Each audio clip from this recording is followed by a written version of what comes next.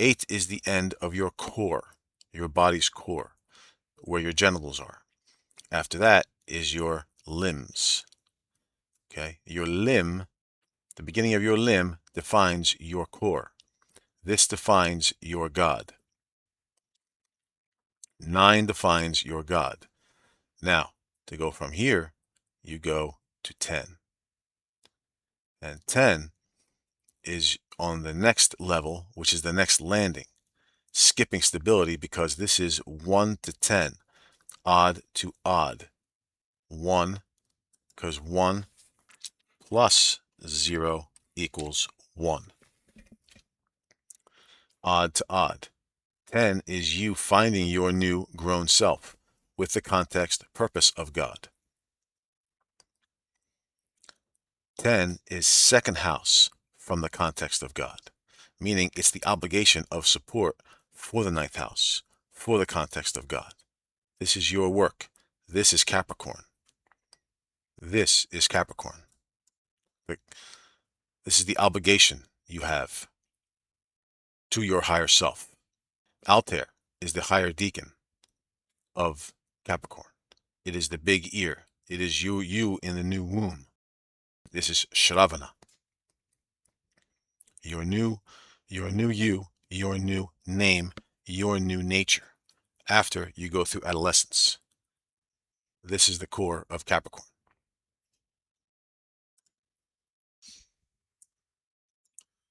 And Sagittarius has the asterism of the teapot, and it's below the ecliptic.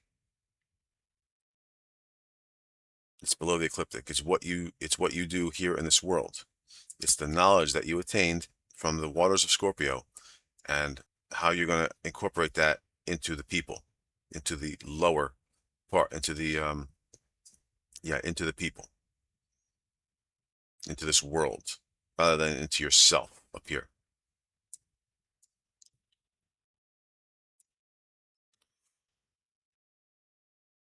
But in the next one is Aquila, and Aquila is a higher vibration, is a higher deacon of Capricorn. And Capricorn, when it comes to the split, when it comes to right about here, the split of the signs, the split off the zodiac. But that's not the only measure. This is fully karmic.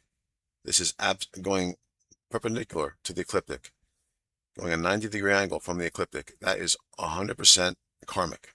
However, this is not karmic. This one is the world, and the world cheats. This is the Asuras. This is, in the Hindus, this is the world of the Asuras. In the Babylonians, this is blending of using the stars to the benefit of living in this world. Doesn't matter for them. It doesn't matter about karmas. They're not here to solve karmas. They're here to stay. So they're going to use the world. So they're going to use the tools of the world to make sure that they stay kings.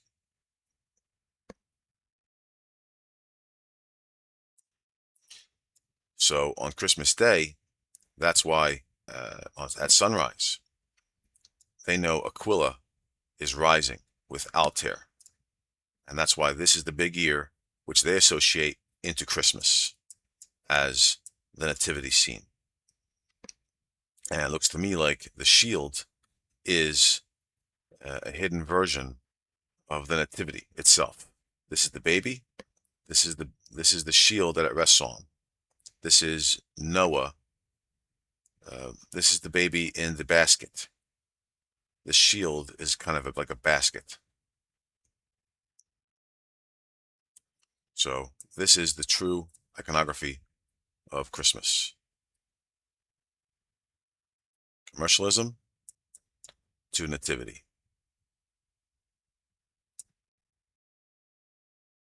This is what you have to balance every Christmas. This is what the sky is going to look like every morning on Christmas. Orion has fallen. A unicorn has mostly fallen. You have Procyon, the prince, the princely dog. Even with the western horizon, with Gemini. And you have Auriga holding the goat. Procyon being the white dog that Levet had said, Levet had revealed that the Babylonians and the Fabian Society, or the Khazars, or the Jesuits, whoever you want to call, as they the way astrology works, whatever rises, that's what feeds you. Whatever falls, that's what you must feed. So right now, on Christmas, every Christmas, Procyon sets. Procyon is about to set with Gemini. This is what they feed you. Commerce. They tell you to feed commerce. Right here. This is where the Hydra comes in. And this is the dog leading you to commerce. This is the dog leading you, the blind dog, just as this one blinds you to God. Canis Minor blinds you to your faith, to duality as one. And this blinds you to caring for the kids, as the goat is a kid. This blinds you to care for the kids. But the goat, the true goat, is you growing inside of you, is the world. You are the world of Atlas, as Atlas holds you up. Both of these constellations hold up the world. This is supposed to be the world as the higher vibration of Taurus, where this is the land, this is the whole world.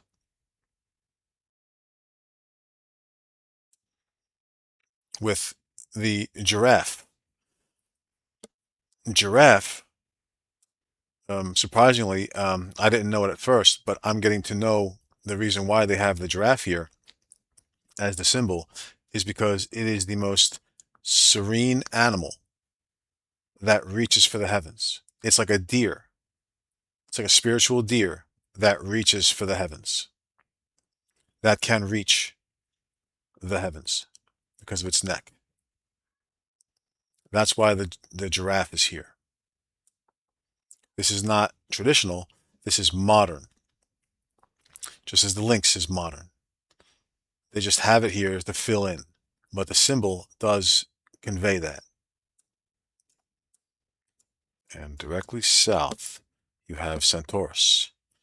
Centaurus, which is killing the dog, killing the wolf, or taming the wolf.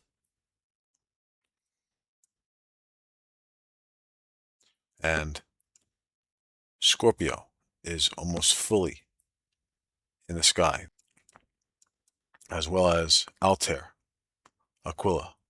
That is rising. That is the star rising in the east on Christmas morning, every morning. Going back to Sagittarius being the ninth house, the house of religion, the house of finding the context of God. This is you growing in your ninth house, so that when you get into your 10th house, this is the new you as your obligation to society. This is 9 being you removed. This is you in growth. You see, higher vibration of 9 is you in growth, and then you becoming into the 10th house. This is the new 1. This is going odd to odd, 9 to 1. This is 9 is the context of God, which is you in the womb, the context of God, or what God was in 8, because God is always the figure 8. 9 is what's greater than God. God is what is inside of something else. And then from there, you become the next, from 9 to 1, odd to odd, you become, what are you? Um, how do you fit in the context of society? But you're comfortable with it because it's odd to odd. It's not in conflict, odd to even. It's not in conflict.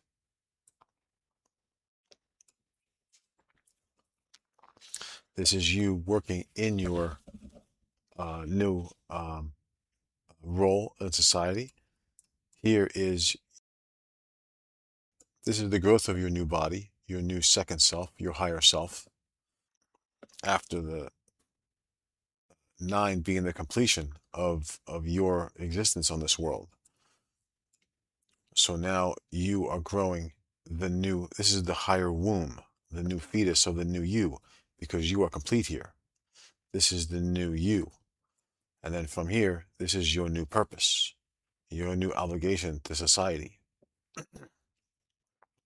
Just as when you're born in Aries, you are born into your karmas. Those are your obligations. Here, when Aquila, you have finished your karmas. After Ketu, you have finished your karmas. Now you have a higher role to make, a higher role to perform. And it's reflected in this lifetime in the process as the fractal. It's reflected here to go from the womb, the higher womb of the new you, of the space baby at the end of the movie 2001, Space Odyssey. You become your obligation to society right here. This is where you work because you know you have to work. You do it as your purpose here, automatically. No one tells you to do work. In fact, I know people who are Capricorns. It surprises me how much they want to work on their own. In fact, let me get rid of the atmosphere here. Sorry about that. Since we're under the horizon now. And then here in the 11th house, it goes on as this is 1-0. Here is 11. This is 1-1. This is the higher 2. This is your new body giving back to the new context. Networking. The greater you. This is you giving back. Making 100, 1,000 connections. Okay, this is the Taurus compared to the new you. And this is the Gemini compared to the new you here. And so here is communication with the context, your communication. But because you cannot touch the higher self, you are lost here. You're lost. That's why it's dissociation. Until finally you have to just settle back into your new body and into your normal karmas from head